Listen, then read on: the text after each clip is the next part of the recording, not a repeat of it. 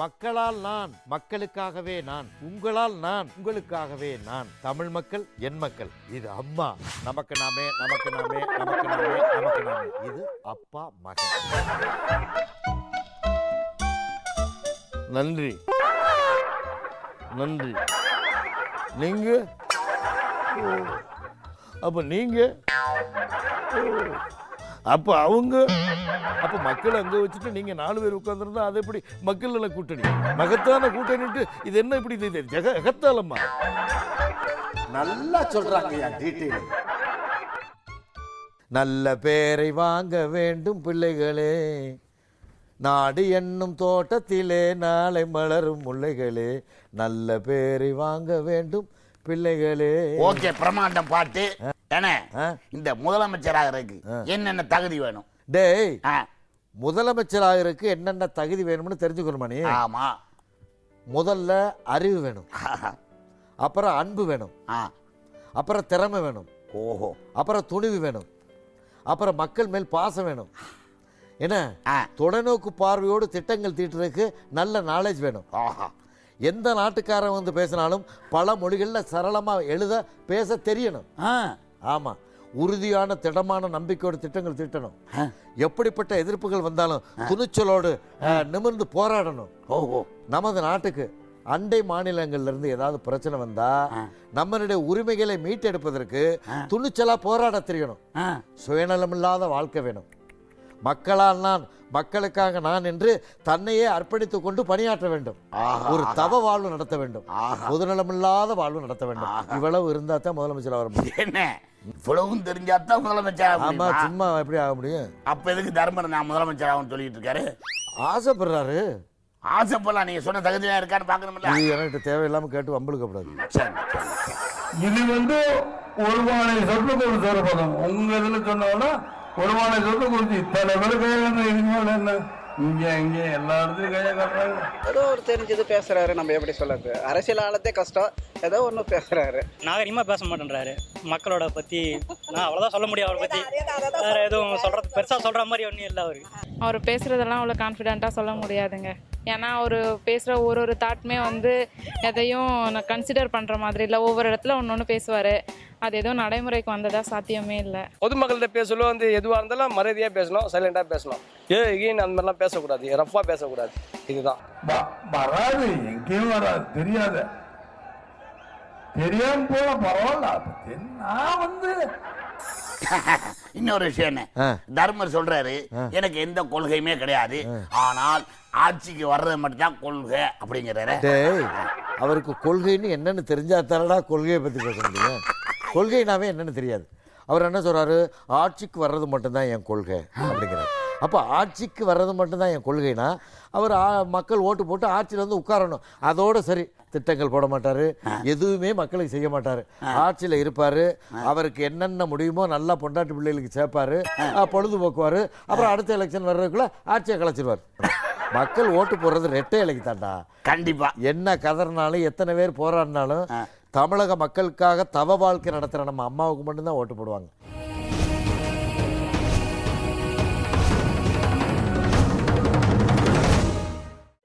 அம்மா குழந்தைங்களுக்கு கம்ப்யூட்டர் கொடுத்துருக்காங்க, இலவச பாட புத்தகம் கொடுத்துருக்காங்க, மதிய உணவு தராங்க, முதியோர்களுக்கு பென்ஷன் தராங்க.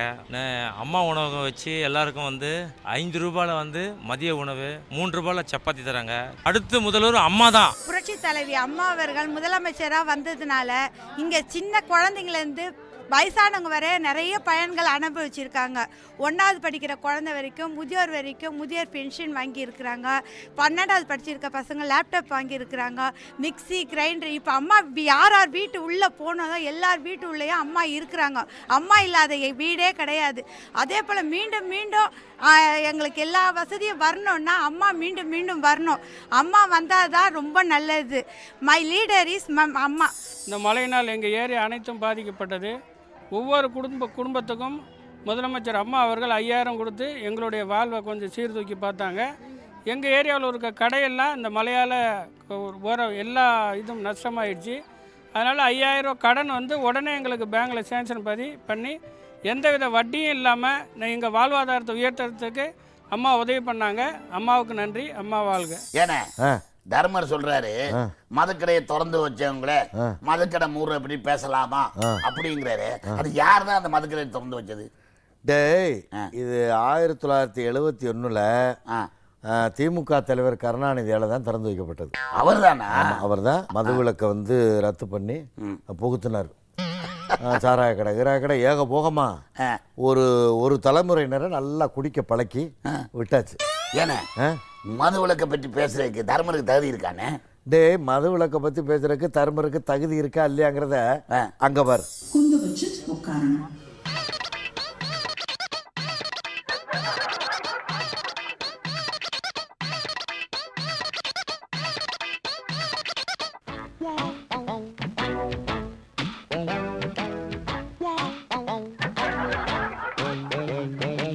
உங்க சுவாசத்துக்கும் உங்க எண்ணத்துக்கும் இடையே ஒரு தொடர்பு. உங்க எண்ணங்கள் சமநிலையா இருந்தாதான் உங்க செயலும் உங்க உணர்வுகளும் சமநிலையா இருக்கும்.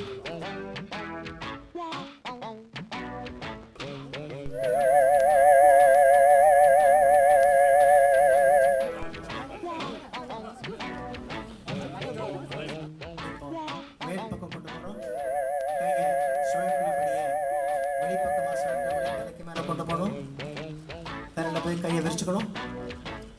ஒரு சில வினாடி இருந்துட்டு உள் பக்கமாக சுழட்டி நெஞ்சுக்கிட்ட கொண்டு வரணும்.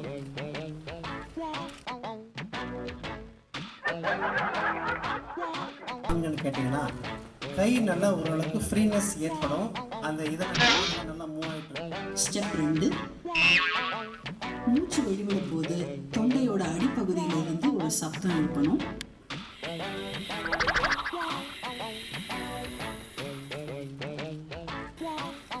இப்படி செஞ்சதும் அப்படி குந்த வச்சு உட்கார்ந்துக்கணும். நல்லா சொல்றாங்க. மக்களால் நான், மக்களுக்காகவே நான், உங்களால் நான், உங்களுக்காகவே நான். தமிழ் மக்கள் என் மக்கள். இது அம்மா. நமக்கு நாமே, நமக்கு நாமே, நமக்கு நாமே, நமக்கு நாமே. இது அப்பா மகன். நன்றி நன்றி. நீங்க அப்ப நீங்க அப்ப அவங்க அப்ப மக்கள் அங்க வச்சுட்டு நீங்க 4 பேர் உட்கார்ந்துருந்தா அது எப்படி மக்கள் நல கூட்டணி?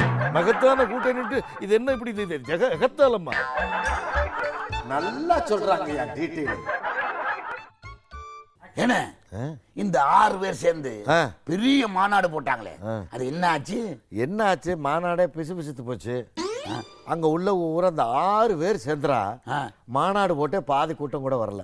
என்னைக்கு தருமர முதலமைச்சர்னு சொன்னாங்களோ அன்னைக்கே கொள்கையை குழி தோண்டு புதைச்சிட்டாங்கன்னு ஜனங்க ஐயோ கத்துறாங்கடா. அப்ப மொத்தத்துல இந்த 6மே காமெடி பீஸ் பூரா.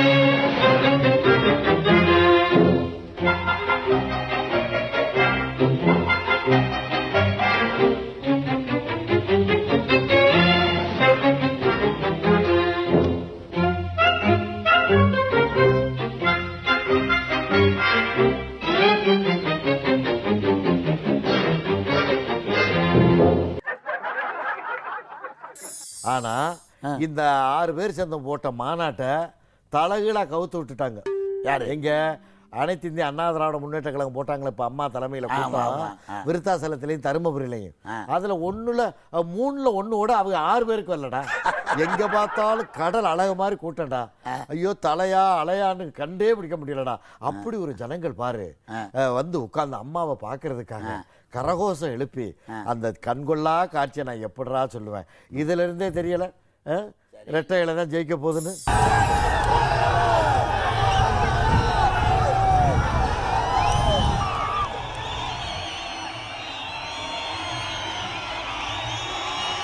மக்களால் நான், மக்களுக்காகவே நான். அதாவது உங்களால் நான், உங்களுக்காகவே நான் என்னும் அடிப்படையில்தான் எனது பொது வாழ்வு அமைந்துள்ளது. உங்களுக்காகவே அர்ப்பணிக்கப்பட்டதுதான் என்னுடைய தவ வாழ்வு. ஒவ்வொரு நாளும் ஒவ்வொரு நிமிடமும் எனது அன்பார்ந்த மக்களுக்காக, தமிழக மக்களுக்காக என்ன செய்யலாம், என்ன நன்மை செய்யலாம் என்று யோசித்து யோசித்து தினந்தோறும் புதிய புதிய திட்டங்களை கொண்டு வந்து செயல்படுத்தி கொண்டிருக்கிறேன். சொன்னதை செய்வேன், செய்வதைத்தான் சொல்வேன் என்று இதுவரை சொல்லி வந்தேன். ஆனால் இப்பொழுது கடந்த 5 ஆண்டு காலமாக நான் சொல்லாததையும் செய்திருக்கிறேன். அம்மா உணவகங்கள், அம்மா உப்பு, அம்மா மருந்தகங்கள், இது போன்ற திட்டங்களை எல்லாம் நீங்கள் எதிர்பார்த்தீர்களா? இவையெல்லாம் செயல்படுத்தப்படும் என்று நீங்கள் நினைத்து பார்த்தீர்களா? இல்லை, நானாக செய்தேன். ஒரு தாய்க்குத்தான் தன் பிள்ளைகளுக்கு என்ன தேவை என்பது தெரியும். ஏன இந்த 6 பேர் கூட்டணிய யாராலுமே உடைக்க முடியாதாமே. இத நான் சொல்லல, வாசன் சொல்றாரு. இப்படி தாண்டா ஒரு அம்மா ஒரு வாரத்துக்கு முன்னாடி சொல்லிக்கிட்டு இருந்துச்சு, இது எக்கு கோட்டை, இரும்பு கோட்டை, கரும்பு கோட்டை, இது உடைக்கிறதுக்கு ஒன்றும் சோப்பு கட்டி இல்லை, அப்படி இப்படின்லாம் சொல்லிக்கிட்டு இருந்துச்சு. அது என்னாச்சு, 2ஆ உடஞ்சி தூள் தூளாக போச்சு. உடைச்சிக்கிட்டு போனவங்களுக்கு வேற திமுகவில் 3 சீட்டு கொடுத்துருக்குறாங்க. ஆமாம், அப்படித்தான் சொல்லிக்கிட்டு இருப்பாங்கடா. இந்த 6 பேரும் சேர்ந்து தினம் அறிக்கை விடுறது என்னன்னா, ராத்திரியில் அவங்களுக்கு ஒரு பயமாக இருக்குது. விடிக்க காலம் இருந்தோன்னா பத்திரிக்கையாளர்களை விட்டு யாரும் உடைக்க முடியாது, யாரும் உடைக்க முடியாது, யாரும் உடைக்க முடியாதுன்னு அவங்களே உடைச்சுட்டாங்க. உங்களுடைய தாய் வீடு போன்றது. இந்த வீட்டிலே இருந்து நீங்கள் சில மாதங்கள் பிரிந்திருந்தாலும் உங்களுடைய சொந்த வீடு. இந்த மாதிரி எல்லாம் பேச சொல்லி யாரா சொல்லி கொடுக்குறா? நீங்கள் மீண்டும் இங்கே வர வேண்டும் என்று நான் உங்களை பாசத்தோடு வேண்டி கேட்டுக்கொள்கின்றேன். நீ யாருன்னு எனக்கு தெரியும், நான் யாருன்னு உனக்கு தெரியும், நம்ம 2 பேர் யாருங்கிறது இந்த ஊருக்கே தெரியும். தமிழ் மாநில காங்கிரஸ் கட்சியை விட்டு வெகு தூரம் விலகிவிட்டது. நீங்கள் எங்களை பற்றி கவலைப்பட தொடங்கி இருக்கின்றீர்கள் என்றால் தயவு கூர்ந்து அந்த அச்சம் உங்களுக்கு தேவையில்லை. நேர மாட்ட நக்கர மாடு கெடுத்த மாதிரி சும்மா இருந்த என்ன சொல்லி விட்டானுடா. ஏன்னா இந்த 4 தென்னை மரத்துல 2 தென்னை மரத்தை காணுமா, அது எங்க போச்சு? இந்த சீக்கே வாசன் இருக்காரு, நாங்க கூட்டணி எப்போ வச்சாலும் வெற்றி கூட்டணியோட தான் வைப்போம் அப்படின்னு 4 தென்னை மரத்தை பிடுங்கி நட்டுக்கிட்டு நடுவே உட்காந்துருந்தார். அதனால என்ன பண்ணாரு, ஓடி போய் ஐவரு கூட்டணிக்குள்ள உள்ள நுழைஞ்சிட்டார். இது 2 தலைவருக்கு பிடிக்கல. வெற்றி கூட்டணியோட தான் சேருவோம்னு சொல்லிவிட்டு டெபாசிட்டோட வாங்க முடியாத ஐவரு கூட்டணியில் போய் சேர்ந்துட்டீங்களே, நம்மளுடைய மான மரியாதையெல்லாம் போச்சு அப்படின்னு சொல்லி 2 பேரும் விலகிட்டாங்க. அதே நேரத்தில் காங்கிரஸ்ல இருந்து எங்களை மறுபடியும் கூப்பிட்டு தேர்தலில் நிற்க சொன்னாலும் நாங்கள் தேர்தலில் நிற்க மாட்டோம்னு உறுதியாக சொல்லிட்டாங்கடா. எதுக்கு நிற்க மாட்டோம்னாங்க? தோத்து போயிடுவாங்கல்ல. சொன்னதை செய்யும் கருணாநிதியை முதல்வர் ஆக்கியே தீர்வோம் அப்படின்னு சொல்லி கனிமொழி சொல்றாங்கன்னு உங்க கருத்து என்ன? டேய், பெத்த மகளாச்சே, சொன்னதை செய்யாமல் இருப்பேனா? என் மகள் கனிமொழி திருமண காலத்திலே ஒரு பெரிய லிஸ்ட் கொடுத்தார். என்ன லிஸ்ட்? பீரோ, கட்டில், மெத்தை, பெரிய குடம், சின்ன குடம், இப்படி எண்ணற்ற பொருட்களை எழுதி கொடுத்தார். ஒன்று தவறாமல் சொன்னதையெல்லாம் வாங்கி கொடுத்ததோடு அவருக்கு தெரியாமலேயே சொல்லாததையும் செய்து விட்டேன். என்னது? எக்கச்சக்கமான பணத்தை வங்கியிலே போட்டு விட்டேன். ஸ்டாலின் கேட்டதெல்லாம் கொடுத்தேன். அழகிரி மத்திய மந்திரி வேண்டும் என்று அடம் பிடித்தார், அதையும் வாங்கி கொடுத்தேன். தயாநிதி மாறன் மத்திய அமைச்சராக வேண்டும் என்று கேட்டார் எனது பேரன், அதையும் வாங்கி கொடுத்தேன். இப்படி என் குடும்பத்தில் உள்ளவர்கள் கேட்டது அனைத்தையும் நான் சொன்னபடி வாங்கி கொடுத்து விட்டேன். சொல்லாததை நிறைய பணத்தை போட்டு பாஸ்புக்கை அவர்கள் கையிலேயே ஒப்படைத்து விட்டேன். ஏன்னா இப்ப நீங்க சொன்னது முழுக்க அவர் குடும்பத்துக்கு செய்தது. அவர் குடும்பத்துக்கு தானே அவர் செய்வார். மக்களுக்கு என்ன பண்ணாரு? மக்களுக்கு எப்படா செஞ்சிருக்காரு? டேய், ஈழம் கிடைக்கும் வரை நான் கருப்பு சட்டை அணிவேன்னு சொன்னார, போட்டாரா? போடையில வெள்ளை சட்டையை போட்டு மஞ்சள் துண்டை போட்டுக்கிட்டு உட்காந்துருக்காங்க. அப்புறம் 1996 மது விலக்கு அமல்படுத்தி சொன்னார, பண்ணாரா? இல்ல, பண்ண மாட்டார். ஏன்னா மக்களுடைய வாழ்வாதாரத்தை உயர்த்தக்கூடிய எந்த திட்டத்தையுமே அவர் செய்ய மாட்டார். தெரியுதா? அவர் குடும்பத்துக்கு மட்டும்தான் செய்வார். அது அவருடைய கொள்கை. அன்னக்காவடியாய் அரசியலில் புகுந்தவனே, அண்ணாவின் மரணத்தையே ஆவலோடு எதிர்பார்த்தே அதிகாரம் பிடிப்பதற்கு ஆளாய் பறந்தவனே, எங்கள் தங்கம் எம்ஜிஆரை ஏணியாக்கி ஏற்றங்கள் கண்டவனே, ஏற்றிவிட்ட ஏணியையே எட்டியும் உதைத்தவனே, ஊர் மக்கள் கொடுத்த வாய்ப்பை ஊழலுக்கே அர்ப்பணித்து உலக ஜமீன் ஆனவனே, மஸ்டர் ரோல், பூச்சி மருந்து, சர்க்கரை பேரம், பாமாயில் இறக்குமதி, வீராணம் குழாய், உரபேரம், BSNL, ஸ்பெக்ட்ரம் என ஊழல்களால் கோடிகளை உலகளவு குவித்தவனே, உலக பணக்காரர் பட்டிகளில் ஓரிடத்தை பிடித்தவனே, பொல்லா பிள்ளைகளை பெத்து போட்டு பொது அமைதி கெடுத்தவனே, ஊழலுக்கும் லஞ்சத்துக்கும் உருவகம் ஆனவனே, உலகத் தமிழர்களால் கருணாய் எனும் எட்டப்பன் பட்டத்துக்கு ஏக பொருத்தமானவனே, ஆண்டியாய் களம் புகுந்து அம்பானியை வென்றவனே, ஆண்டி முத்து ராசாவை தூண்டிவிட்டு அலைவரிசை கொள்ளையால் ஆசிய பணக்காரர் ஆனவனே, பித்த உட்டில் வந்தவனே, விமான கம்பெனிகள் கொண்டவனே, 70 வருடங்களாய் எய்த்தே பிழைப்பவனே, நாளை உனக்கு காத்திருக்கு ஸ்பெக்ட்ரமே. நல்லா சொல்றாங்க. மக்களால் நான், மக்களுக்காகவே நான், உங்களால் நான், உங்களுக்காகவே நான். தமிழ் மக்கள் என் மக்கள். இது அம்மா. நமக்கு நாமே, நமக்கு நாமே, நமக்கு நாமே, நமக்கு நாமே. இது அப்பா மகன். நன்றி நன்றி. நீங்க அப்ப நீங்க அப்ப அவங்க அப்ப மக்கள் அங்க வச்சுட்டு நீங்க 4 பேர் உட்கார்ந்துருந்தா அது எப்படி மக்கள் நல கூட்டணி? மகத்தான கூட்டணிட்டு இது என்ன இப்படி எகத்தாலம்மா? நல்லா சொல்றாங்க டீட்டெயில். ஏன்னா இந்த திமுகவோட மதுரைக்கு பற்றி அறிவித்தல் கொடுத்தாங்கல்ல, அதுக்கு பெண்களை விட ஆண்கள் தான் அதிகமா ஆதரவு கொடுத்திருக்கான்னு சொல்லி இந்த கனிமொழி சொல்றாங்களே. என்ன திடீர்னு கனிமொழி ஏன் ஆண்களை பாராட்டி பேசியிருக்காங்கன்னா, அதாவது என்ன கேட்டா, இந்த 5 ஆண்டு காலத்துல நம்ம புரட்சி தலைவி முதல்வர் அம்மா அவர்கள் ஏகப்பட்ட நலத்திட்டங்களை பெண்களுக்கு செஞ்சிருக்காங்க. ஆமா ஆமா. குடும்பத்துக்கு நம்ம மொத்தம் தான் ஆண்களுக்கு சேர்த்து தான். இப்போ 20 கிலோ அரிசி ஆகட்டும், கிரைண்டர் மிக்சி மின்விசிறி ஆகட்டும், அப்புறம் தாலிக்கு தங்கமாகட்டும், அப்புறம் குழந்தைகளுக்கு படிப்பு செலவுக்கு லேப்டாப் ஆகட்டும், நோட்டு புத்தகம் பென்சில் பேனா அல்ல சீருடைகள், இந்த மாதிரிலாம் எக்கச்சக்கமாக செஞ்சுட்டாங்க. முதியவருக்கு வயது முதிர்ந்த விதவைகளுக்கெல்லாம் 1000 ரூபா, அப்புறம் வயது மூதாட்டில் ஆடு மாடு வீடுன்னு எக்கச்சக்கமாக செஞ்சு பெண்களை மகிழ்ச்சி கடலில் ஆற்றிட்டாங்க அம்மா. அதனால் ஒட்டுமொத்த பெண்களும், தமிழ்நாட்டில் இருக்க அத்தனை பெண்களும் ரெட்டையிலே தவிர ஒரு ஓட்டு கூட திமுகவுக்கு போட மாட்டாங்க, வேறு எந்த கட்சிக்குமே போட மாட்டாங்கங்கிறது கனிமொழிக்கு தெரியும்.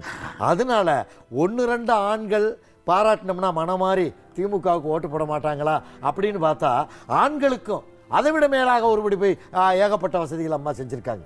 எத்தனையோ பேருக்கு வசதி செஞ்சுருக்காங்க. எப்படி வேலை வாய்ப்புகளை ஏற்படுத்தி கொடுத்துருக்காங்க.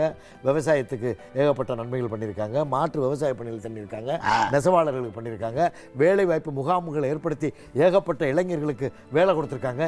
இப்படி ஆண்களுக்கும் பெண்களுக்கும் அப்படியே மகிழ்ச்சி கடலில் ஆழ்த்தின ஒரே முதல்வர் நம்ம அம்மா தாங்கிறது கனிமொழிக்கு தெரியும். அதனால தான் ஆம்பளையிலையாவது கொஞ்சம் பாராட்டி பேசி வச்சோம்னா ஏதோ ஒரு ஊருக்கு 2 ஓட்டு விழுகாதா அப்படிங்கிற ஒரு ஆசை தாண்டா. ஓ, இதுதான் விஷயம். வேற என்ன விஷயம்? இப்ப பாரு, அம்மாவுடைய நலத்திட்டங்களால பயனடைஞ்சவங்க என்ன சொல்றாங்கன்னு பாரு.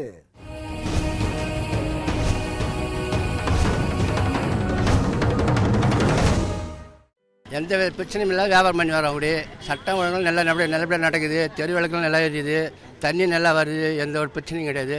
அம்மா ஆட்சி மீண்டும் வரணும். புரட்சித்துறை அம்மா ஆட்சியில் மட்டும்தான் காவல்துறை சுதந்திரமாக செயல்பட்டு மக்களுக்கு ஒரு நியாயமான ஒரு நீதி வழங்குறதுக்கு முடியும் என்ற சூழ்நிலை ஏற்பட்டுள்ளது.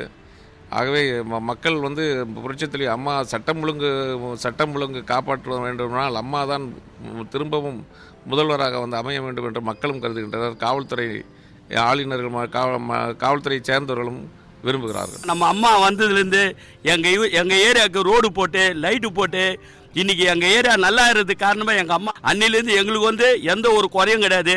அதே மாதிரி எங்களுக்கு பசங்க படிக்கிறதுக்கு போகிறதுக்கு வர்றதுக்கெல்லாம் எங்களுக்கு ஒரு நல்ல ஒரு பிரிட்ஜை கட்டி கொடுத்தாங்க. அடுத்து கரண்ட்டு பிரச்சனையே கிடையாது. இன்னைக்கு மீண்டும் எங்கள் அம்மா தமிழ்நாட்டு முதல்வராக வரணும். ஏன்னா தமிழ்நாட்டில் 5 முனை போட்டி ஏற்பட்டிருக்கு அப்படின்னு சொல்லி இந்த பிஜேபி பாசா சொல்றாரு. பாசா பாதுஷா இல்லடா, பாதுஷாங்கிறது சேட்டு இடையில கண்ணாடிக்குள்ள இருக்கிற உருண்டையா முட்டையா வாக்கில் ஓட்ட ஓட்ட நாக்கில் ஒட்டிக்கிட்டு கரைஞ்சு போகுமே, அது ஸ்வீட்ரா. அமித்ஷா ஏதோ சான்னு என்ன 5 முனை போட்டு 10 முனை போட்டு ஏட்டா, அனைத்து இந்திய அண்ணா திராவிட முன்னேற்ற கழகத்துக்கு யாருமே போட்டி இல்லைடா. மற்ற கட்சிகள் அவங்களுக்குள்ளே போட்டி போட்டுக்க வேண்டியதான்.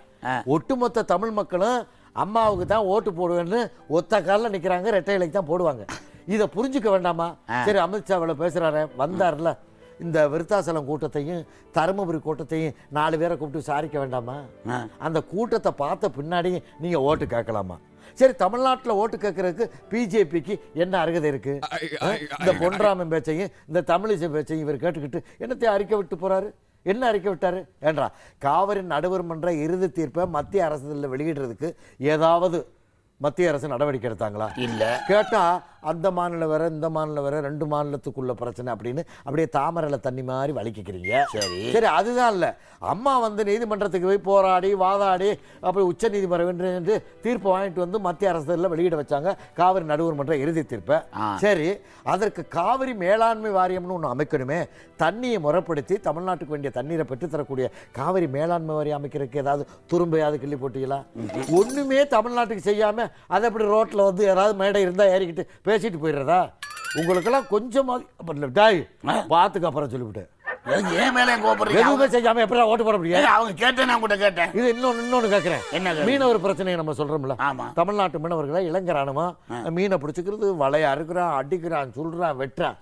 இதை கேளுங்கன்னு சொன்னாக்க அது பக்கத்து நாடு, அண்டை நாடு, அப்புறம் நல்லா வாயில வந்துடும். எதுவுமே செய்யாம இருந்துகிட்டு ஓட்டு மட்டும் எப்படி போடுவாங்க? அதுக்கு என்ன அடிக்க வர பாபா சும்மா இன்று சொல்கிறேன், ஊழலுக்கு எதிரான ஒரு கூட்டணி மிக பலமான முகத்தை தமிழக அரசியலில் காண்பிக்க முடியும் என்றால் அது பாஜக தான். யார் நீயா? அது என்னமா கொஞ்சம் கூட வெக்கப்படாம பேசிட்ட? அதனால் நாங்கள் சில பேரை அழைக்கிறோம் என்பதற்காக ஏதோ நாங்கள் பலவீனமானவர்கள் அல்ல, பலத்தை கூட்டுவதற்காக எல்லோரும் இணைய வேண்டும் என்பது எனது கருத்து. ஏன்னா இந்த விவசாய நிலத்துக்கு கூட ஏதோ பைப்பை பதிக்க போன ரயில் நிறுவனம் சொல்லியிருக்கான், அதை விட மாட்டேன் அம்மா சொல்றாங்களா? இருக்குன்னு டே, அது ரயில் நிறுவனம் இல்லடா, கெயில் நிறுவனம். கெயிலா? ஆமா, அப்படின்னு ஒரு கம்பெனி இருக்கு. அவங்க இந்த விவசாய நிலத்துக்கு கூட எரிவாயு குழாய்களை பதிக்கலாம் அப்படின்னு சொல்லி திமுக தலைவர் கையெழுத்து போட்டு விட்டார். அவர் போடுவார், அவர் தான் எதில் வேணாலும் கையெழுத்து போட்டு போறவர் தானே, கச்சத்தீவு மாதிரி கையெழுத்து போட்டார். அவன் குழாயை தூக்கிட்டு வந்துட்டாங்க லாரியில் ஏற்றிக்கிட்டு. ஆமா, அதாவது அம்மா என்ன சொல்லிட்டாங்க, மீத்தேன் எரிவாயுவா இருந்தாலும் சரி, கெயில் நிறுவனமா இருந்தாலும் சரி, இந்த எரிவாயு குழாய்களை விவசாய நிலத்துக்கு கூட பதிக்கிறத நான் ஒத்துக்க மாட்டேன். ஏன்னா லட்சக்கணக்கான விவசாயிகள் பாதிக்கக்கூடாது. விவசாயிகள் இந்த நாட்டோட முதுகெலும்பு. ஏன்னா விவசாயம் கெட்டு போச்சுன்னா நாட்டினுடைய பொருளாதாரமே சிக்கலாயிரும். அதனால விவசாயிகளை பாதிக்காத வகையில நீங்க எங்கிட்டு வேணாலும் ஹைவே ஓரமா ரோட்டு ஓரமா எந்த விவசாயம் பாதிக்காம நீங்க எப்படி வேணாலும் பதிங்கன்னு சொல்லிட்டாங்க. அப்படி பதிச்சிங்க கூட, இந்த குறுக்கால பதிச்சிங்க விவசாய நிலத்துக்கு கூடன்னா நான் விட மாட்டேன்னு சொல்லியிருக்காங்க. என்ன இந்த பைப்பை அப்படி பதிச்சா விவசாயம் அழிஞ்சு போயிருமா? ஆமாடா, எவ்வளவு நிலம் பாதிக்கப்படுது, எவ்வளவு விவசாயம் கெட்டு போகும் தெரியுமா? திடீர்னு பைப்புக்கு ஏதாவது சேதாரம் ஏற்பட்டுச்சுன்னா உயிர் சேதம் ஆகி போகும்டா. ஓ, அதனாலதான் அம்மா விட மாட்டாங்க. விட மாட்டாங்கடா, விட மாட்டாங்க. சரி சரி சரி.